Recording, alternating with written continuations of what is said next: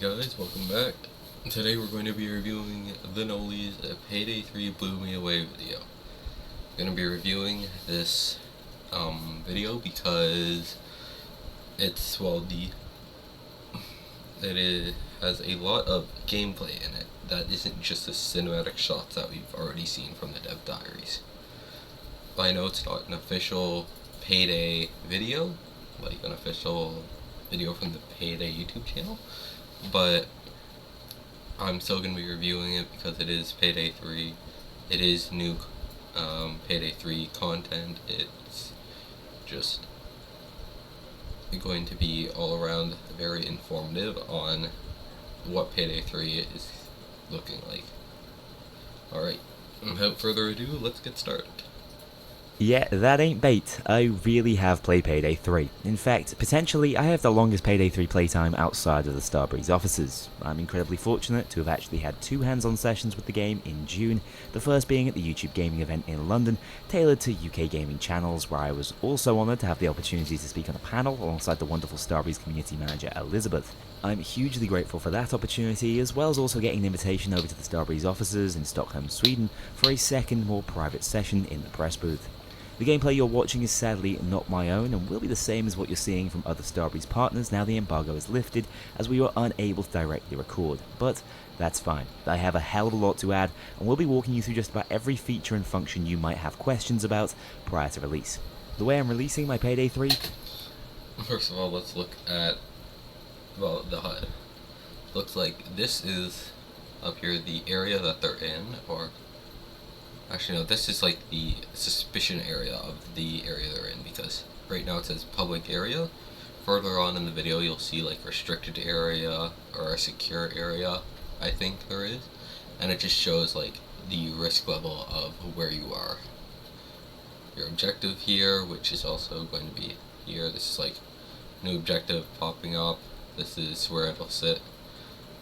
Here you have the health bar of you and all the other team members.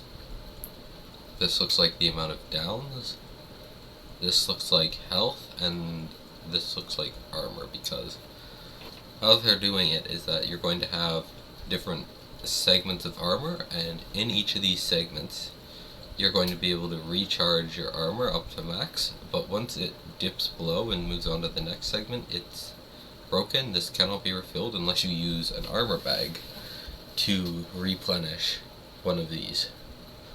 So, definitely an interesting new concept, and really, it will definitely make you play more like Payday the Heist style, as opposed to Payday 2 where you can just take a ton of damage to your armor and then leave.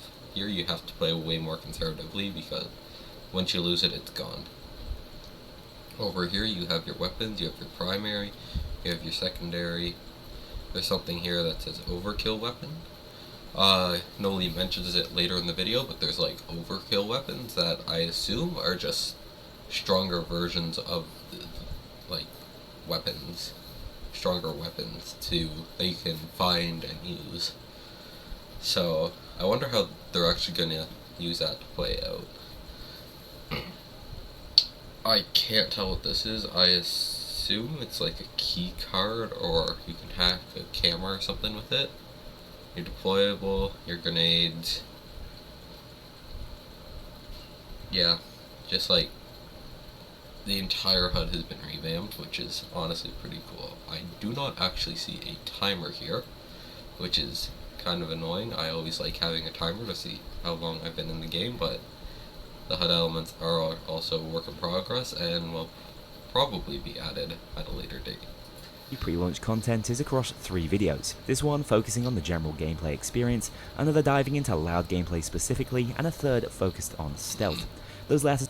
For those of you being curious, yes, I will be doing analysis on these other 2 videos as well. 2 will become available over the next week, but early access tier patrons can already watch the entire series. All that out... I am not a patron, so I will have to wait for those videos to come public before I can actually do my review on them. Also, the things down here have changed. They've lost ammo, the grenades are different, they're not using medic bags, they're using ammo, so footage that we're seeing here is different from the footage that was back here. Good to know. Out of the way, let's talk about Payday 3, one of the most engaging and memorable video games I have ever played. Just new HUD elements. Engaging and memorable. Also, here's chat. It says Dallas marked security camera. That could be a lot of chat spam if this is just like you do something, it's said in chat. If you do a lot of things in a short period of time, it could really spam your chat. So they're gonna need to add some sort of limit to this. Talk about Payday 3, one of the most engaging and memorable. Different or HUD element thing.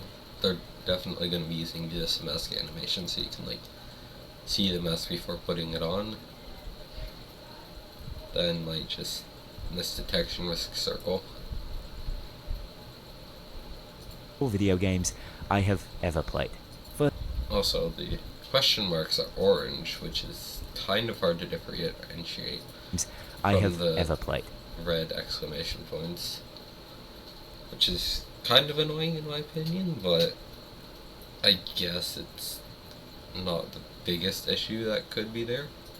First of all, I have to set the groundwork for these gameplay sessions. The version of the game I've played is a press-specific build that only includes the two heists we've already seen footage from, No Rest for the Wicked, the standard bank heist, and Under the Surface, better known as Art Gallery.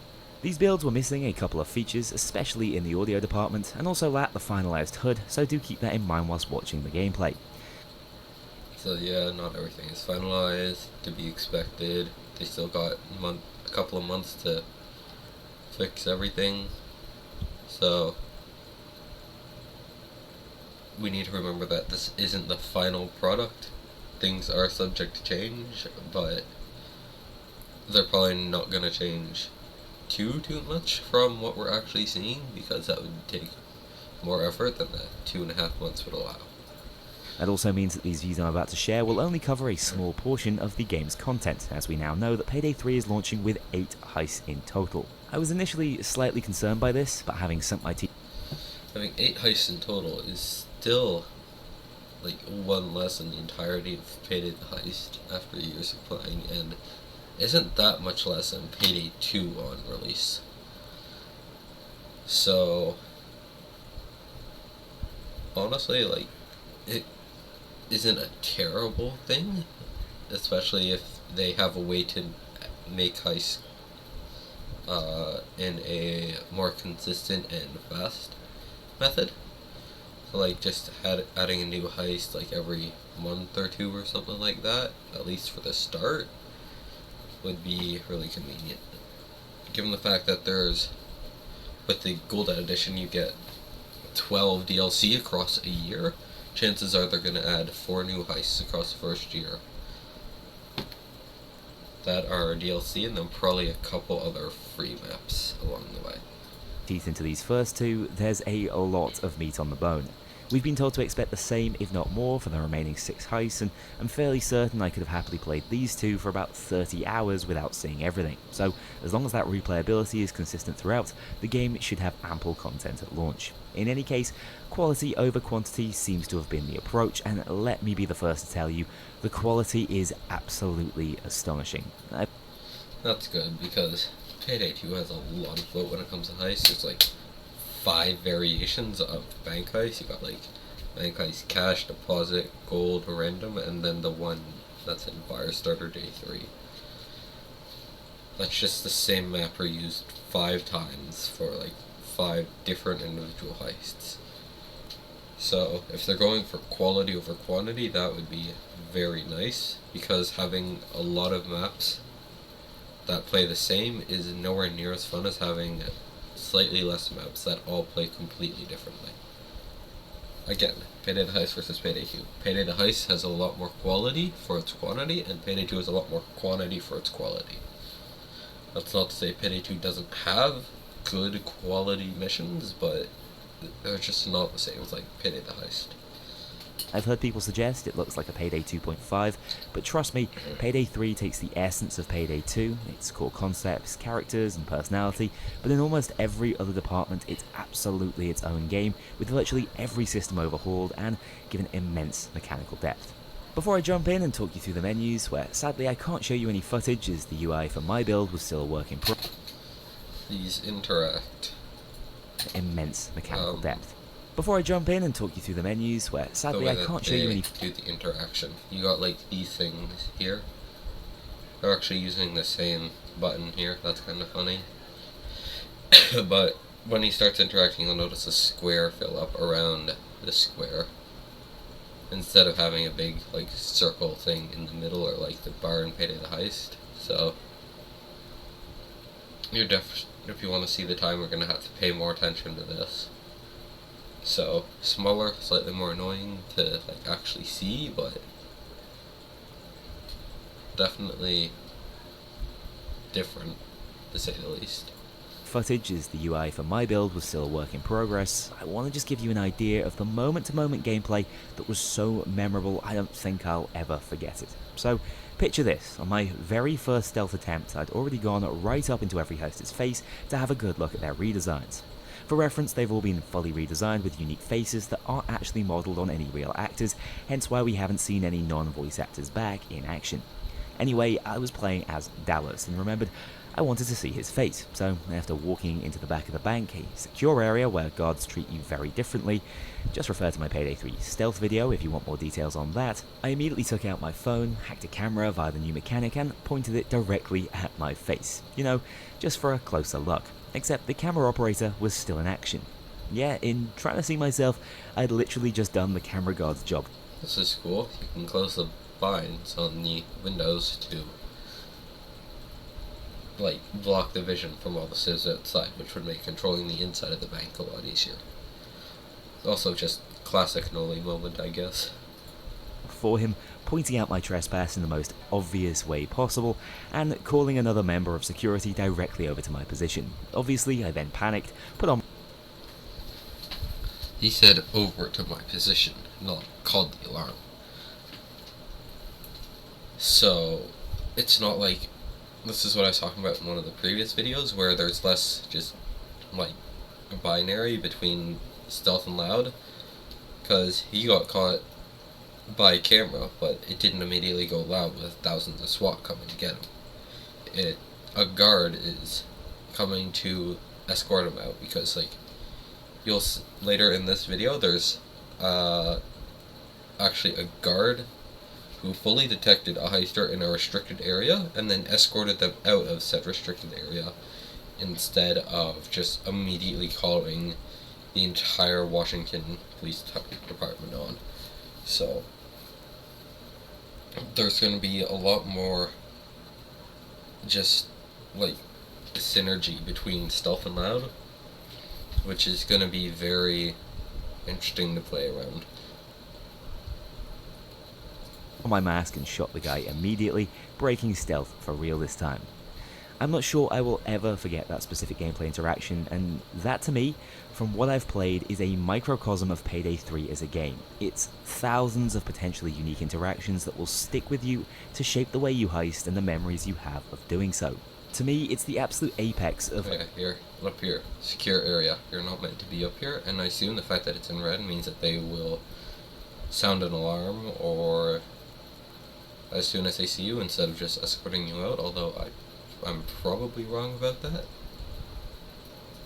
Emergent gameplay, as dozens of simple systems are coming together to create the most emphatic cock-up I can imagine, directly in front of the onlooking developers. Truly unforgettable and embarrassing. And I have dozens of little moments like these I love to recount, because they are what Payday is. That was interesting. Apparently you use the phone and I have to dozens hack of little everything now, because it's used a decent amount later in the video. I think it's used to like answer a pager and stuff, but apparently you use the phone for like all the technical stuff now. And you can see how they're hacking a camera. Moments like these I love to recount, because and they're... here's like you can actually take control of the camera, which is really cool. you can still see your health and armor down here, but there's like this thing. I assume that's just all the different security cameras that are available to be hacked. You have all your controls over here. You got zooming, switching cameras, exiting cameras, detonating the cameras, which was actually seen in the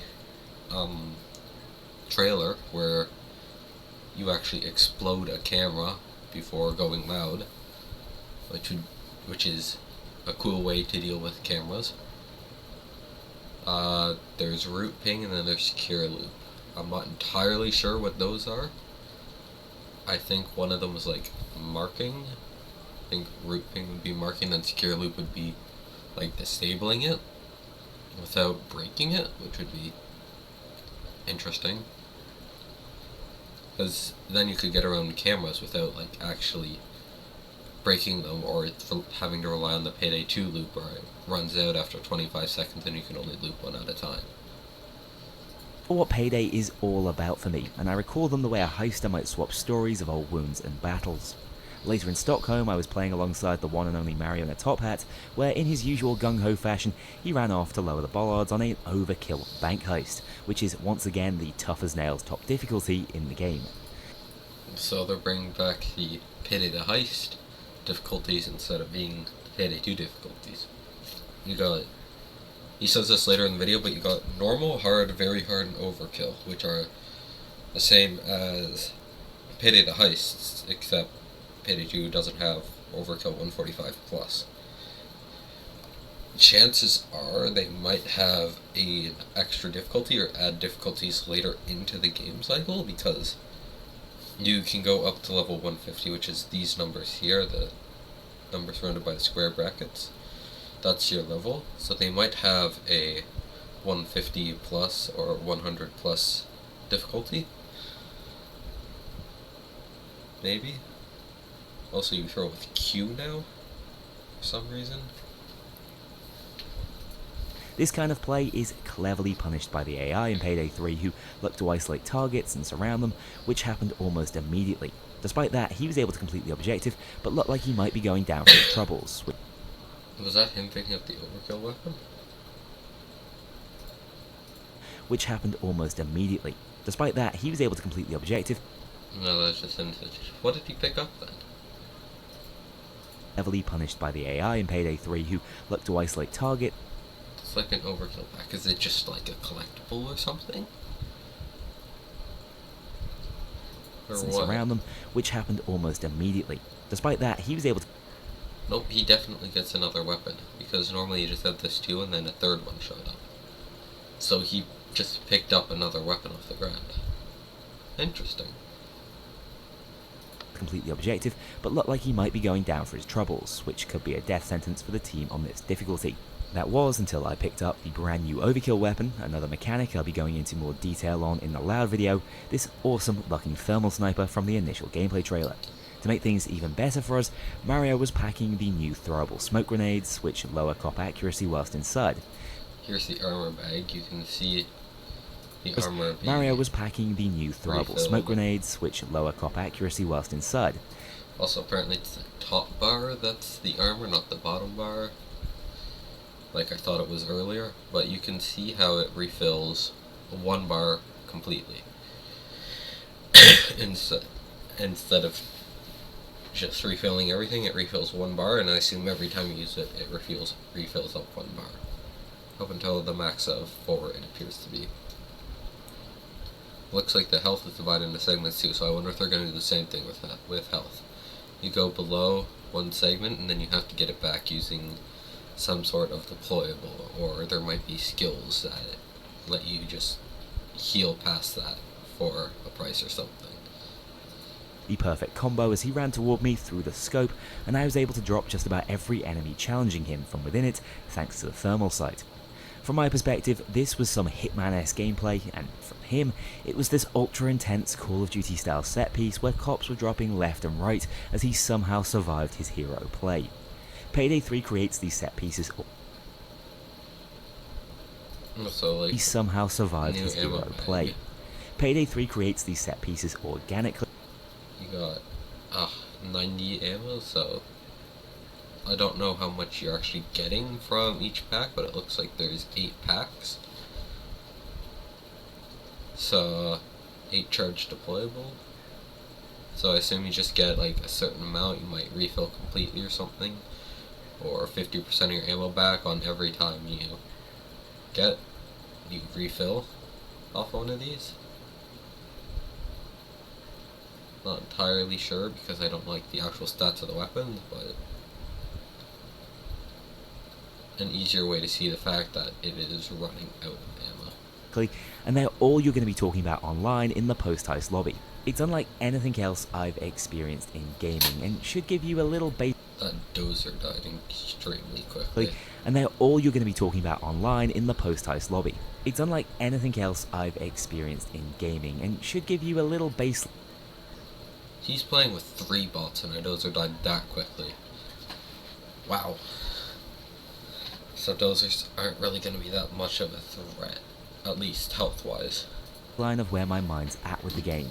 It's phenomenal so far, but that's without even truly jumping into its systems and taking a closer look at all these components individually. Now, as I've said, sadly I can't show you any of the customization, which is a real shame as it's pretty impressive. That was the dozer charge. Look at all these components individually. Extremely. Now, as I've said, sadly I can't show you any of the customization, which is a real shame. Directly in your face.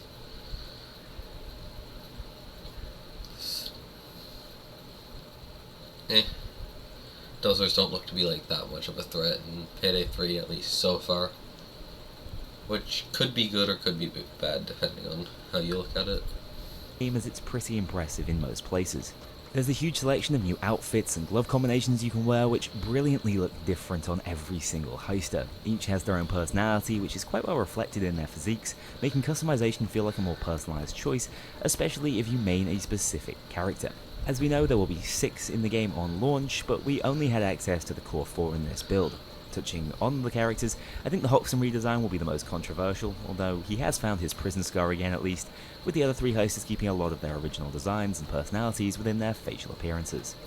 Alongside being able to customize their threads, thanks to the new character Mr. Right, mask customization is also back.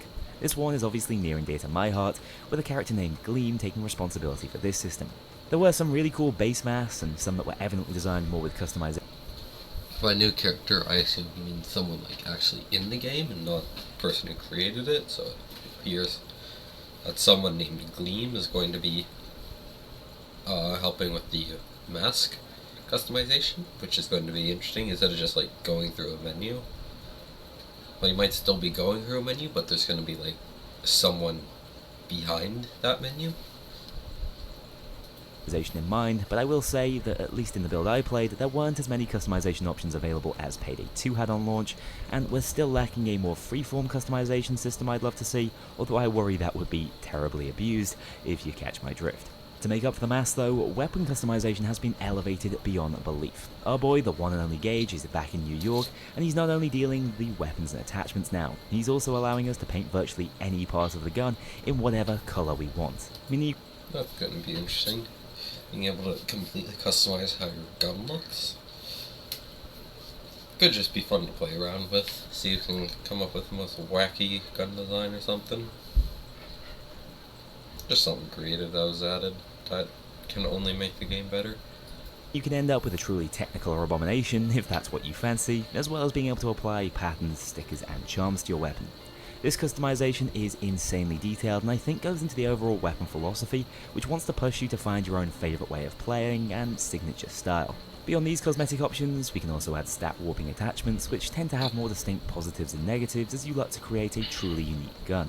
From speaking with the designers, the core approach was to have a very flat progression system such that a base weapon unlock is relatively well balanced, with a fully geared one packing all attachments. The difference being, the customized one might shoot lasers straight, but at the cost of most of its damage. So it's going to be an interesting way to work with weapons, because you could, like, there's going to be like upsides for each mod and then downsides, and I assume there is going to be an optimal way to use each gun in the end, but it's going to be a lot harder to find the best way to play each gun. It might be something like TF2, where each upgrade is, or each different weapon is like a side grade. In this case, mods would side grade the gun to another type, and like you're gonna have like the base non unmodded weapon that's like your standard. It's gonna be your all around best, and then you can customize it for like if you want something specific, you can make it do that specific thing better. Is a much more progressive approach to weapon balance in my opinion, and should really prevent there being a correct way to play the game. The only problem I have with it is instead of using a clear numeric system as we have in Payday 2, it's the classic bar chart depiction of stats, which... This is unfortunate. I prefer the numbers. Then you can see like what values you actually need, what you're looking for. Like if you're trying to find like an exact damage value, you're not going to be able to find it. You're gonna have to eyeball it on a bar, which is I don't like that, and I assume most people don't either, because it's a lot harder to actually see what you're trying to find. So hopefully they change that. They might not. We can always hope. Suits less of a min-max approach, but I think can actually make things more confusing in the long run, with a bunch of formless stats tied to recoil, spread and handling that might be hard to decipher for the more discerning heister who wants to know exactly what they're going to war with. It's clear there's a fair amount of Call of Duty 2019 inspiration going on. You can see there's apparently multiple objectives that are being shown at the same time. Like there's this optional objective here with this opt sign at the start, which adds thermite to fire, which I assume would just make the objective go faster, or it might be like an objective to make something the heist later, and then you have like this required objective here without the optional sign, which is to be expected. On here, which works better than Payday 2's current system, but clearly isn't without its faults, especially in how it conveys weapon information. In terms of how you unlock and purchase these upgrades and cosmetics, at the end of a heist, you will earn direct weapon experience for anything you had equipped on the run, leveling them up to unlock higher rank attachments. They can then be purchased using dollars, the base in-game currency earned, of course, by heisting. There's also another currency in the game at the moment called C-Stacks. Think of these as somewhat similar to Continental coins, except they differ in that their purpose seems to be to unlock particularly high-end preset weaponry and rare cosmetics, which aren't customizable, but come with unique visual styles and will be pre-modified for certain playstyles. New currency, which is interesting. I don't really see like the use in getting them right now, although just like completionists would want them, and I could have just completely missed something. I woke up like not that long ago and I'm exhausted, so I'm gonna blame this on me just being tired. But yeah, new currency. Let's see how it works out before we make any opinions on it. To earn more of this currency, you simply need to exchange your dollars at the store of a new character named Satagi, but the caveat is, the more you own, the worse the exchange rate becomes, turning this into a scalable currency designed to be the late game goal of heisters so that money retains its relevance even... This is gonna be cool, because money in Payday 2 is effectively worthless. When you hit decent amount, somewhere around like 10 billion in offshore and spending, you're not gonna run out like ever. You could spend as much as you want, you're never gonna run out of money. Doing it this way means that money will actually have like some sort of purpose, as long as the other currency is worth getting or does anything worthwhile. So definitely a way to make money more important in the game. After hundreds of hours of play. Now, I've already mentioned that weapon levels can be earned by completing heists, but interestingly, experience has been sort of done away with, predominantly to smooth out the leveling process so that it's a closer reflection of actual in-game experience, not just grinding out the optimum heist. Now you gain levels by completing challenges within heists. We were told that you should be able to land at around level 80 without even checking what the challenges entail, suggesting a large majority are just related to the core gameplay loops. This is what I mean by like the guard escorting him out.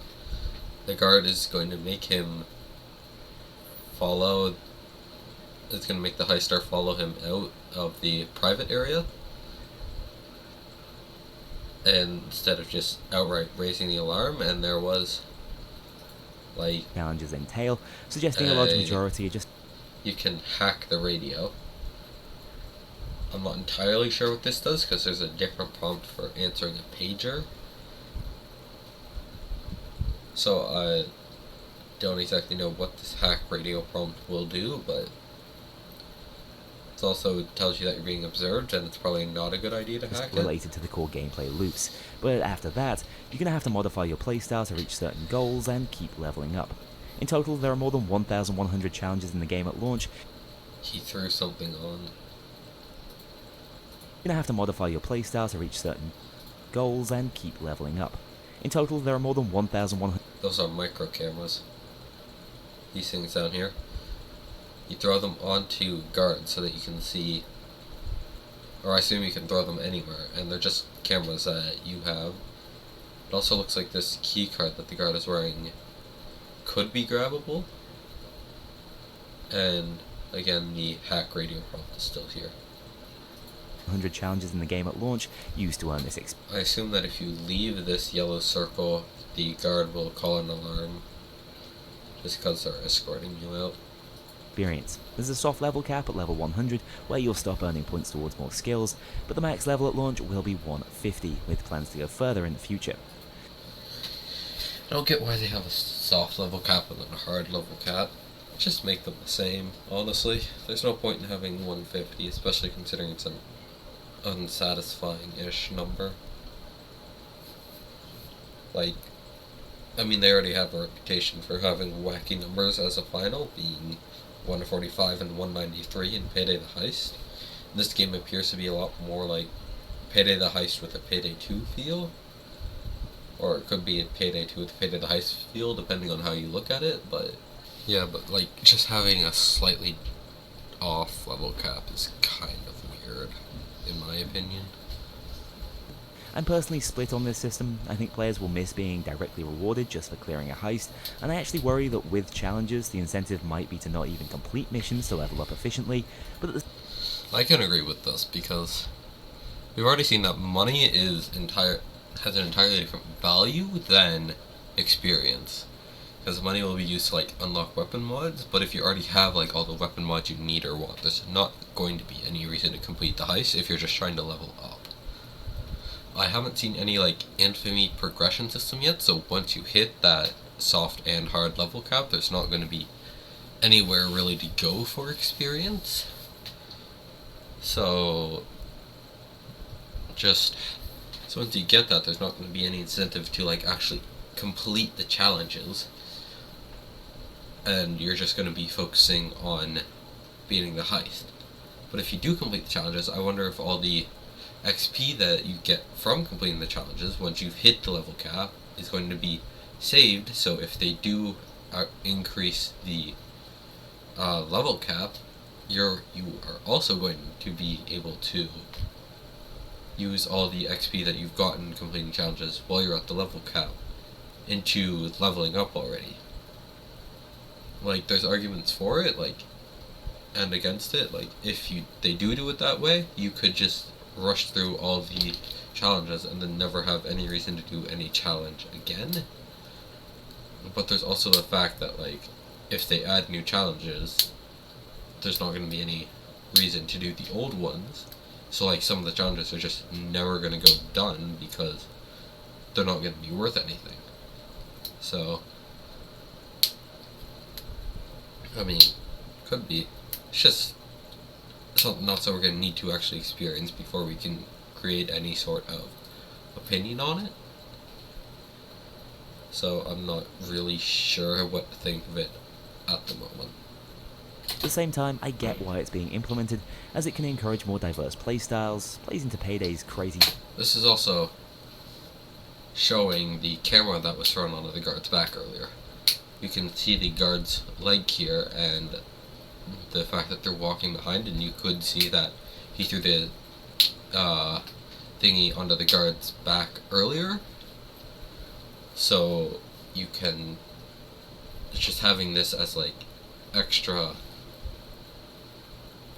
like information surveillance is definitely useful, because you can see where this particular guard is going. So if you want like the key card that he had, for example, you could just follow the camera. Dopamine achievement approach of previous games and should help players to better spot veterans online. But I do think people Like that, see? Also, shove prop? Why would you shove them? It's also apparently carrying a body. Interesting. might want greater rewards just for clearing heists, especially with the loot drop card system. You can do this Hitman-like takedown by choking them out, snapping their neck, whatever. Which is interesting. Gone. However, at this point I should probably discuss how skills actually work in Payday 3. Perk decks are gone, and in their place is a more hybrid skill system that is designed to be scalable with future updates. Honestly, I like the fact that perk decks are gone. They added a huge imbalance to Payday 2. Like, you had Leech, which is just the most broken, unfair deck ever, and then you got Yakuza, which is... why would you ever use Yakuza? You get 20% speed bonus while being literally a breath away from death. There's no point to ever using Yakuza, so the fact that they're just removing perk decks and going with something completely different could be a good thing, as long as they don't mess it up. As it stands, I believe there are over 100 skills in the game, but you will have to choose a maximum of 21 for any build. As I've already mentioned, so skill points anywhere are apparently extremely limited in skill points. 21 skills out of over 100. He doesn't say the exact number. So I think there's 90 Payday 2? I don't remember the exact number, but there's 90 skills. Aced and basic, you get 180. I'm pretty sure. Don't quote me on that. So I don't know if he's referring to skills in total, ace, basic, or if that's just skills. You get Die Hard, which is one skill, and then you get Die Hard basic and Die Hard ace, which is 2 skills.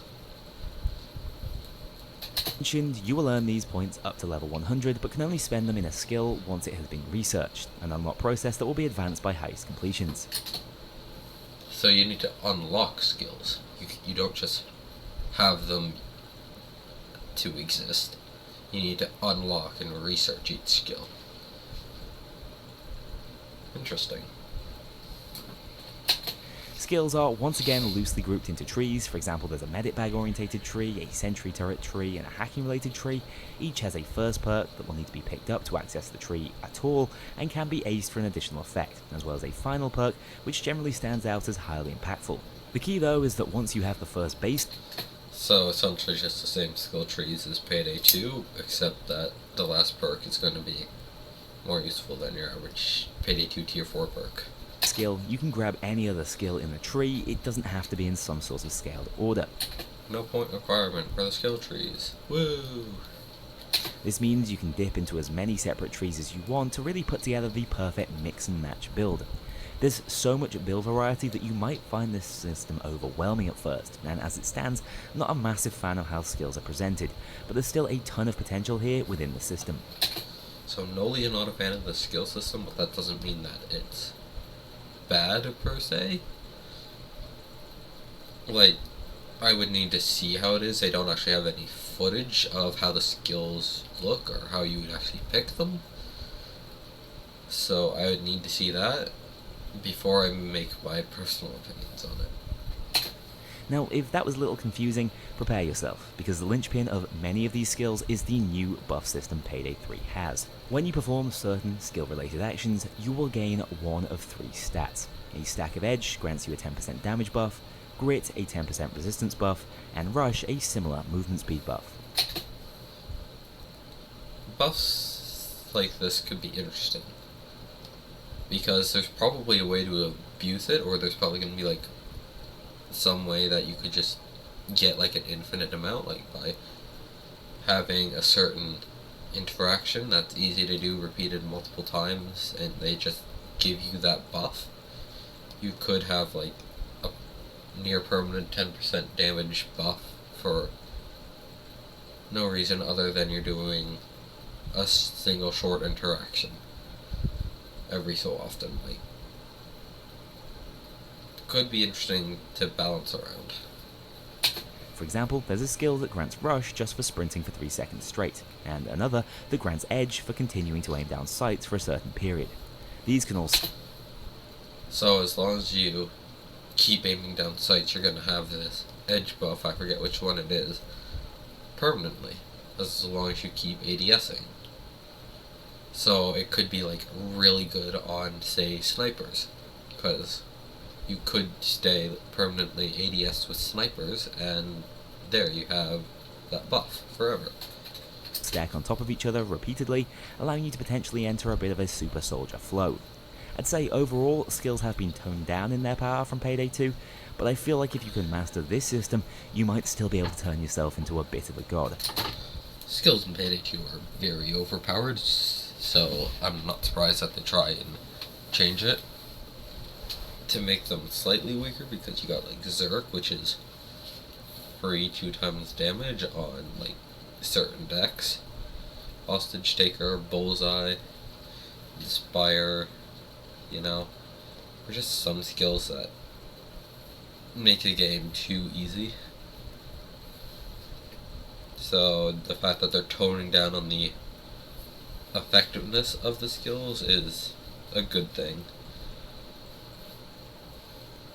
There are also skills in the game that can consume these stats to perform a positive action for the player, such as reducing the incoming damage from an explosive, or bursting instantly through a locked door just by sprinting at it. Honestly, the potential for synergies and unique playstyles feels almost endless, and I can't wait to see what the community comes up with once they get their hands on the system.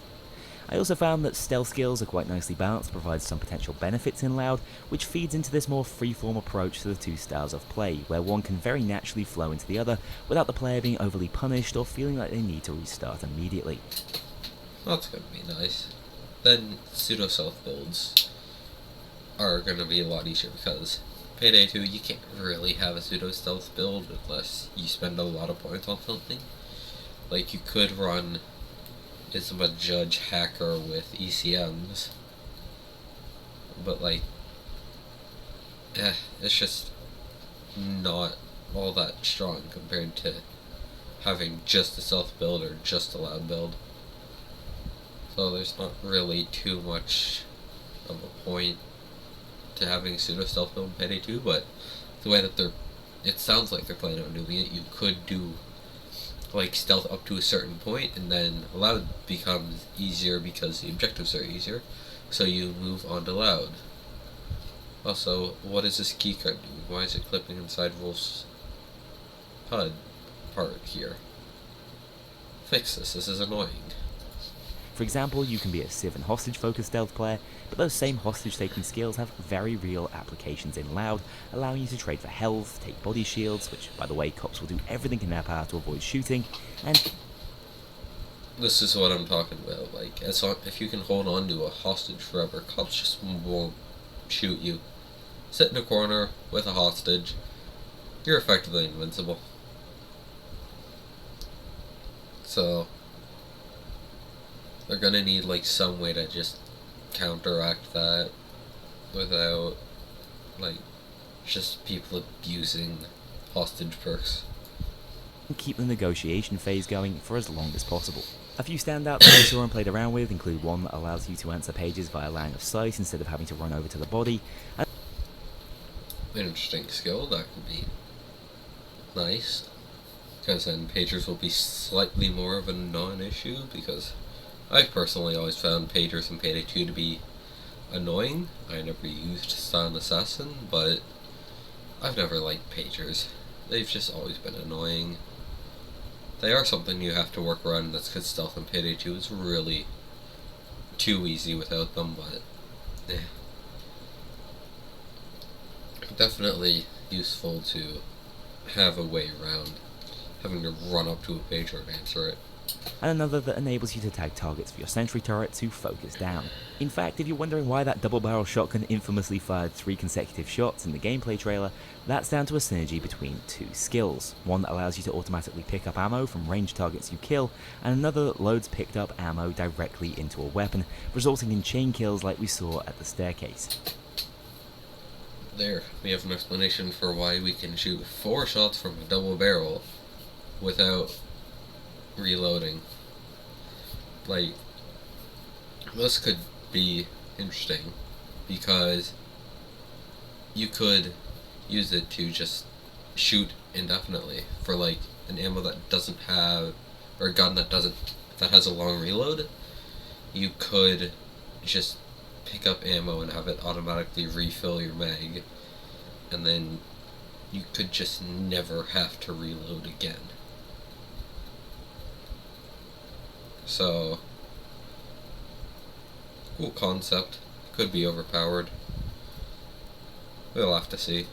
I also like that the devs have done away with weapon class specific skills. Instead, you might see a skill more inclined towards a close quarters playstyle, a long range playstyle, or even more of a spray and play or precision focused playstyle, but each stereotype can be happily broken, such that you're ADSing with shotguns and quick scoping up close and personal with sniper rifles, which is the sort of freedom to get creative I'd love to see.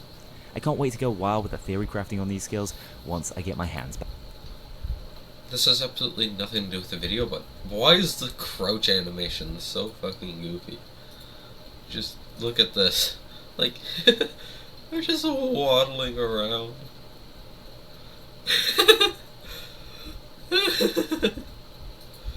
Oh, that's funny. It's great, I love that. I'd love to see. I can't wait to go wild with the theory crafting on these skills once I get my hands back on them. Outside of just skill builds, you will of course want to bring along a primary and secondary weapon. I'm not positive on the exact numbers, and the addition of prefabricated variants does muddy the water a bit with that, but there's still a page worth of unique and iconic returning weapons in Payday 3, many of which have already been showcased in the dev diaries. A lot of the bloat is thankfully gone at launch, meaning every weapon feels like it serves a different purpose and will likely have its own fans.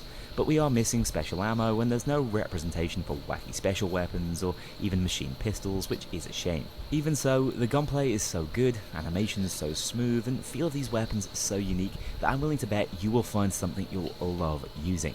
For me, it was the rather overpowered AK in the beta build, but I know others amongst the group love the likes of the Mosconi or even the Car-4, which isn't a joke weapon this time around. I want to point out the fact that the Car-4 rifle in Payday 2, while weak, is not the joke that the AM-Car is. There's a difference between the Car-4 and the AM-Car in Payday 2. So, it's just something that I need to point out because it annoys me. Car-4 was a decent rifle, good DMR. AM-Car was a joke. Easily the worst they are. After the weapon you choose to heist with, another key decision will be the armor you want to wear. I've gone into detail on how armor and health functions in this game within the loud discussion video, but just know that these are incredibly precious, hard to replenish resources in this game, making your choice of armor that bit more important. As with weapons, the good news is that detection risk is scrapped on armor, meaning you don't need to worry about that during stealth. No detection risk. That could allow for a lot more build variety when you're doing like the pseudo stealth mechanic or just playstyle, because you could wear like the heaviest armor and then still be able to stealth with it. Like, I don't see anyone stealth in an ICTV to like actually do stealth, but here you could be like wearing the heaviest armor and still do stealth. So just not having that detection risk, it just opens up build variety. Once again making the playstyle more accessible for all. However, the 4 different armor types offer different movement speeds, meaning lightweight options will still be preferred for stealth only, whilst heavier choices give you a greater starting value for that precious armor bar. In simple terms, as you get shot, you will lose armor, with a portion of that armor lost being replenishable either by staying in cover or activating certain skills. Once a bar of your armor is gone though, it's gone for good until you make use of an armor bag deployable. The trade-off is that I believe lighter armor types will replenish their temporary damage at a faster rate. Regardless of what you choose, I love that this is all worn underneath the suit, allowing you to still enjoy your cosmetic style without breaking immersion. Dodge is functionally gone for the time being, although there are ways to lower cop accuracy, which also falls off naturally over distance. From playtests, That's nice. You're not gonna get 3 tapped by a cop. That's like 2 pixels on your screen. Let's go. I do think that armor is the right way to go with most builds right now, over something like health, but even though I believe it's powerful, overkill was still a massive challenge for us. So it's more like base Payday 2 then, where armor is just stronger than health because there aren't perk decks, so hopefully they don't pull a Payday 2 and completely unbalance everything by just adding something like perk decks, making everything just unfairly balanced in your favor. They could make this really good, they could do it badly, you never know. Again, gonna have to play it to actually make an opinion for it myself. You will also need to equip a deployable, which is fairly self-explanatory for Payday 2 fans, as well as a throwable, which is now an essential option to consider alongside a stealth tool, which are all really good little utility options. Finally, the last thing to worry about pre-heist are favors, which is the new pre-planning system. This is another area that's been massively streamlined, which might end up being a smart approach in the long run. Now, basic favors like pre-placed equipment or a loot zipline can be purchased for cash within the store, enabling you to stock up pre-heist, except only one favor can be added by each teammate. That's honestly a really cool way to go about it. You buy them in advance for them to be placed when you actually go and start the mission. But apparently you can only use one favor per team member, so you can have up to 4 favors used. Still something else that I would need to personally test out before I make an opinion on it, but could be an interesting way to go around the pre-planning, because pre-planning in Payday 2 can be extremely unbalanced, with just some things being better than others. More unique favors that are mission specific, like a superior loot drop-off point, will not be purchasable and must instead be gained as a heist completion reward, hence the name Favor, which is a fairly interesting, limited resource reward to receive. I think the system will require more thought and planning due to the 1 per head limitation and lower accessibility, but do hope there's a lot of depth to how these unlockable favors can modify a heist.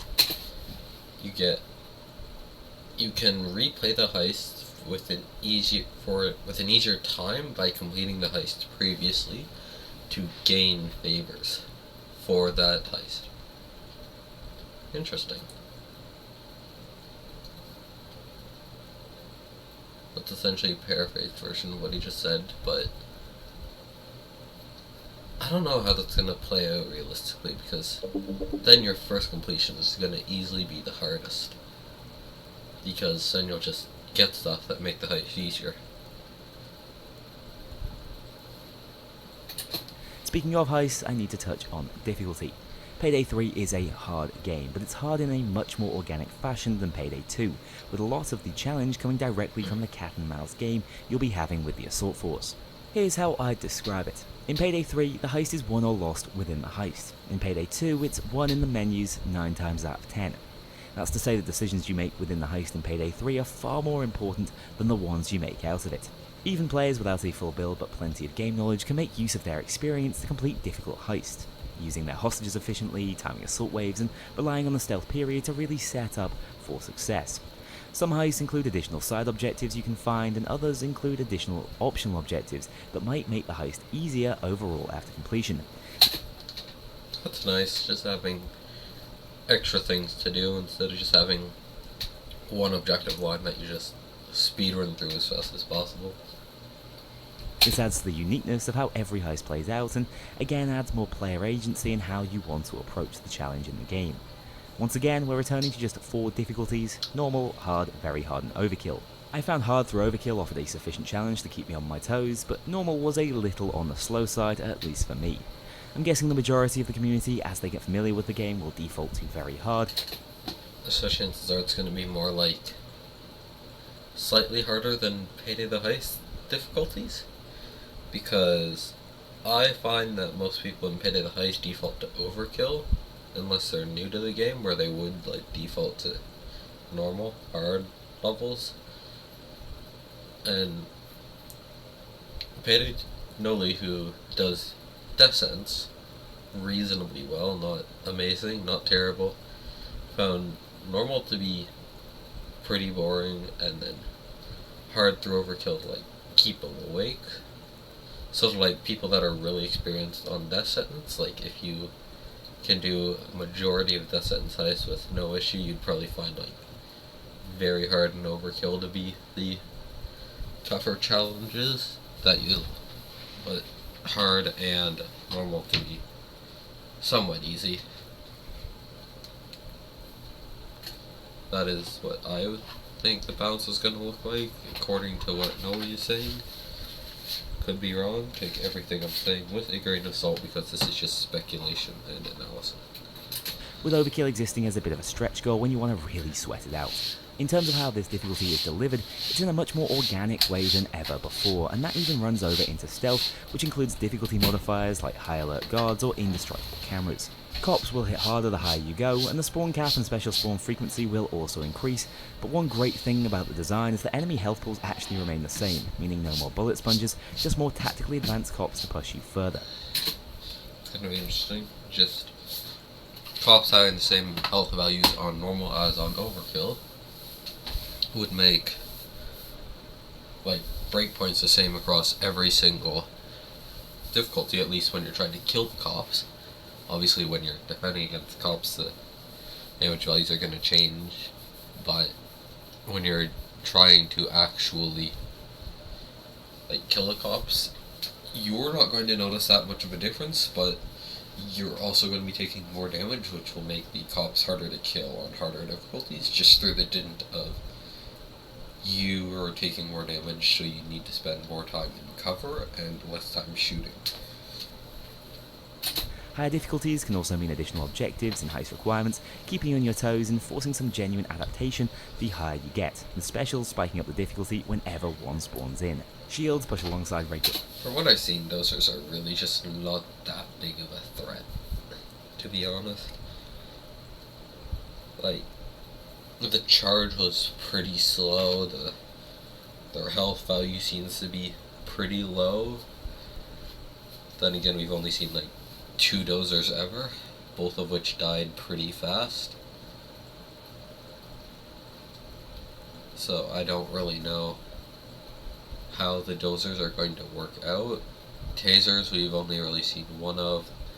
Cloakers are just, we haven't really seen any cloakers. The grenadiers, haven't seen them.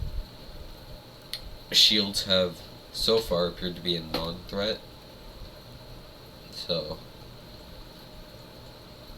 just gotta figure out where everything lands and how difficult they'll actually be by like actually seeing like heist footage instead of just this beta footage. Someone that's like an actual player who's playing the game, not a Starbreeze employee who's trying to test out everything, make sure everything's working.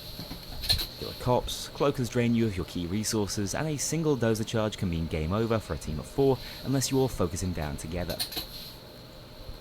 Only saying that apparently dozer charge is extremely dangerous, but this single dozer charge I've seen looked like just nothing dangerous. So something else we're gonna have to see more of before we can actually decide on our own opinions. I was unable to solo Overkill difficulty with bots, but after 2 failed attempts playing alongside Marina Top Hat, Pippa Stealth and Mio, a senior game designer for Payday 3, we actually managed to grind out a full Overkill completion of the bank heist, which we're told was the first external Overkill clear ever made, so an honour to be part of that team. Let me tell you though, it was more intense, required greater coordination, and took more out of me than any death sentence run I've ever attempted. We were making Counter-Strike style. This lockpicking looks cool, because now you're actively trying to pick the lock instead of, well, just holding an interact key for a while. It also looks a lot like the school lockers you find with like the 3-digit combination lock. So definitely a more creative way to do the lockpicking instead of just holding an interact key. Definitely cool. callouts, pushing for overkill weapons as a team, jumping on cloakers and tasers as soon as they spawned in, and making crazy use of smoke and other throwables. Once again, it was an unforgettable experience for me, and I just wish I could show you the gameplay, if only so I can relive the moment. More on these topics obviously coming in the loud video. Before I close off this first Payday 3 impressions video, because I'm fairly certain I could ramble about the moment-to-moment gameplay for hours, I do want to touch on the narrative and characters as well as visuals. So far it's hard to say exactly what's going on with the story of Payday 3, but what we have been told is that most of the gang are reportedly missing due to a revenge plot in retaliation for some event in Payday 2. So far, not much lore to be seen so far, but that's kind of to be expected, considering the game hasn't even launched yet. We only know that there's 6 characters, 4 of which are just the core 4. So lore-wise, there's probably not going to be too much going on, at least for a while. So I'm going to be interested to see where the lore goes, but honestly, I prefer they just ignore the lore for now and just make the game work really well and look good, instead of trying to make like this ambiguous storyline fit in on top of everything else. Like, they can make changes to the heist later if they need to, like, add something to the lore or something. Just make everything good before trying to do like extra stuff like that first. that's meant no Locke, Vlad, or the rest of the gang outside of the core 4. Instead, we have a new Bane character in the form of Shade, who walks you through the heist from afar. You'll get 1 use out of the drive, so make sure you've picked the right painting. Shade is a female contractor, and my god has she nailed the role. This is the only line from Shade that I've personally heard so far. Some of the other Overkill partners might have added more, but she sounds a lot more like reactive than Bane, and more like the Payday the Heist voice lines, where there's a lot more like just banter going on. Like, you only get 1 use out of the drive, use it well, instead of just like not saying anything, or just being like, make sure you take the drive with you. So hopefully she does a really good job across the entire game, adding a lot of just like information and quality to the heists. So having a lot of lines that are like for specific situations definitely adds a lot to the character of the heist itself. I found her to be much more descriptive in her heist instructions so far, and the delivery is absolutely perfect. From what I've heard of her, she really fits the slightly darker and grittier tone of Payday 3, but until I know more about the story, that's all I can really say. Worf's new voice actor has absolutely nailed his performance in my opinion. He's just as loud and all over the place as you'd expect, which fits his role as the gang is crazy absolutely perfectly.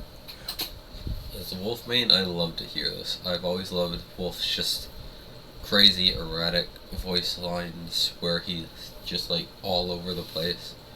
So having someone new who could like take this energy and add his own style to like Wolf could definitely be a lot of fun, and I personally look forward to seeing how well the voice lines sound.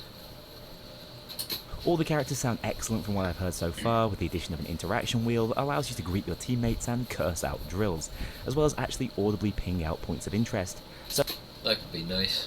Payday 2, you just kinda press F to shout at your teammates. Does nothing really. No one pays attention to that. No one uses it. Like, it's just kinda not worth it, honestly. So having this new like interaction circle thingy, definitely a good addition, as long as it's not abused too much. Hopefully you can like change the volume of the lines that are projected from this, because I can definitely see this being abused and becoming really annoying by trolls that just want to ruin fun. But definitely a good addition, as long as it's able to be controlled individually by each person through like audio options. there's going to be a lot more communication available to you when playing publicly. Oh, and those of you pining for the good old days, I can at least confirm that Bile will be returning as our favourite helicopter pilot in New York. Other audio additions have been quite impressive, with a brutal neck crack when taking down guards in stealth, weapons sounding meaty, adding to their impact, and specials having their own unique callouts and death screams, with the Grenadier in particular sounding incredibly intimidating. Obviously I can't talk about sound without also touching on the music, which is, yeah, the two hosts I've heard are already earworms. I think we're in for a treat with this one, as even the menu track is top tier. Let's go. Good music, love to hear it.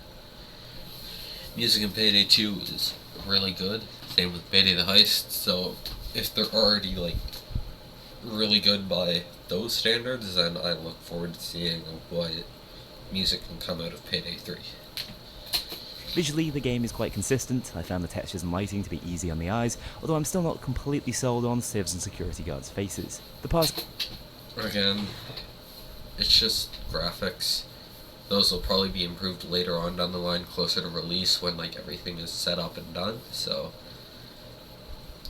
in my opinion it's not that big of a deal at the moment. If they're the same throughout now and into release, then I can see why there would be an issue, but for right now, I personally don't have too big of an issue with graphics, because they're probably just like placeholder, and probably going to be improved later. Particle effects though were absolutely wonderful, adding a more cinematic quality to gunfights, and the attention to detail with environments is massively improved. I think that's it for the miscellaneous elements of Payday 3 I need to get off my chest. Once again, if you're keen to find out more about Loud or Stealth specifically, those videos will be out shortly, or available on my Patreon immediately. I hope we get access to a public beta sooner rather than later, as I want as many people as possible to get their hands on this one, just to experience what I have. What the game is... Public beta would be fun. Then we could like all experience it ourselves. Maybe make it only to people that bought the Golden Edition pre-order that have access to this public beta or something. Have like more incentive to buy gold. You get access to the beta before everyone else or something. I don't know, just have a good beta and like actually take what the community wants. Like if we take a look at the DRF beta, no one liked that, they added it anyways. Everyone still didn't like it after they added it, so if they do a beta, hopefully they take community input and actually put it into the game and make it more fun. Is still lacking slightly in polish, it makes up for in spades in terms of mechanical depth and just outright fun. If you've been wondering why I've been so optimistic in videos lately, I think it's just been impossible for me not to bask in the afterglow of playing what's already shaping up to be my game of the year. Thanks a lot for watching, take care, and I'll see you all very soon. So, Kknowly is looking very optimistic at this, at Payday 3 so far, and he's only played like betas. So, it could just be that he's an Overkill partner that's being paid to say this, but so far it's sounding like a really good game, which is definitely on the upside, and is only a good thing. So, I'm going to be doing a review of his Loud and Stealth videos when those become public, and yeah, I guess I'll see you guys when those come out. Bye!